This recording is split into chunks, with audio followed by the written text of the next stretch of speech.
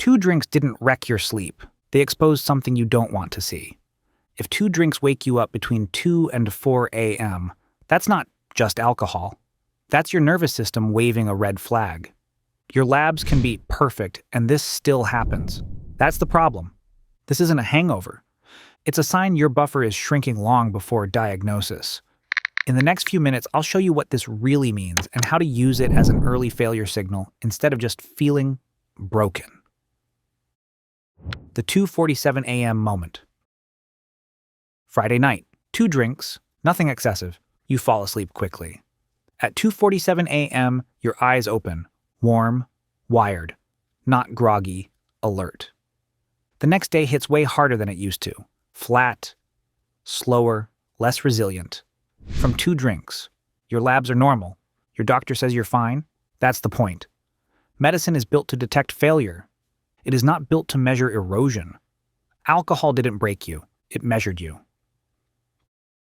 What you think is happening. Most people say, my tolerance went down. Wrong framework. Tolerance is how functional you are while drinking. Your buffer is how much stress your system can absorb after. You can still sit through dinner, hold a conversation, hit your meetings the next day. Performance survives. Buffer disappears first. You don't notice the loss at the table? You notice it at 3 a.m. What's actually happening? Think of a 40-something guy. He trains hard. Work is heavy. Sleep is already a little fragmented. 2 glasses of wine at dinner. He falls asleep fast. At 2:47 a.m., his eyes open. Wide awake. Heart beating harder than it should. That's what low reserve feels like. Years before disease. What alcohol does in the first half of the night. Alcohol doesn't give you sleep. It gives you sedation. Your brain is chemically suppressed. REM sleep drops. Deep recovery is delayed. You're unconscious. But you're not restoring. What happens as it clears?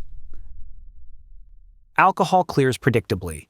Your brain rebounds, cortisol rises, adrenaline increases, heart rate variability drops. Your nervous system shifts into alert mode.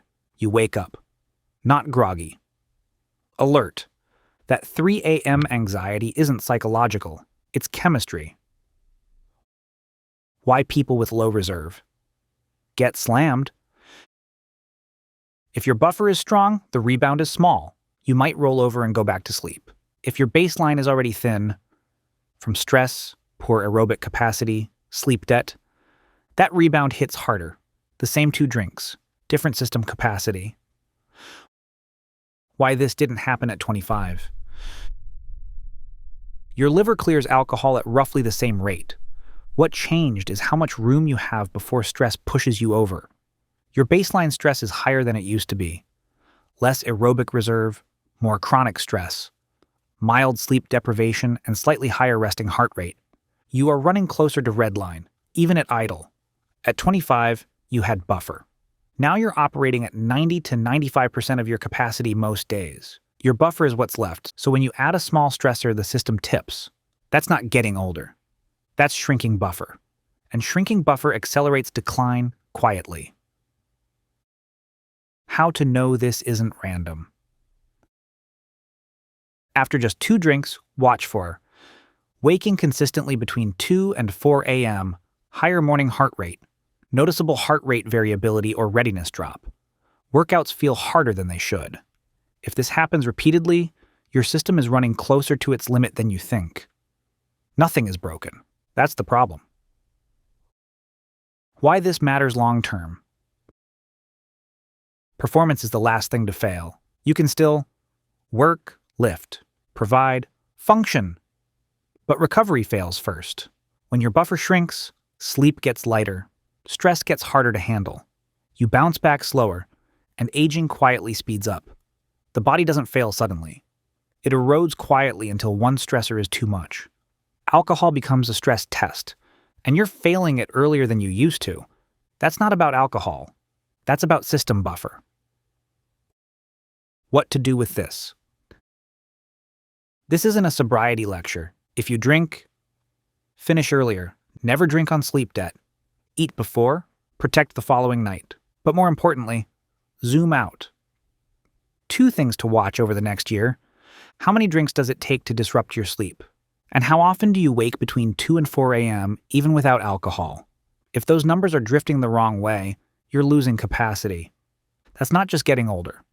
Also track the basics: resting heart rate trends, aerobic base, sleep consistency, global stress load.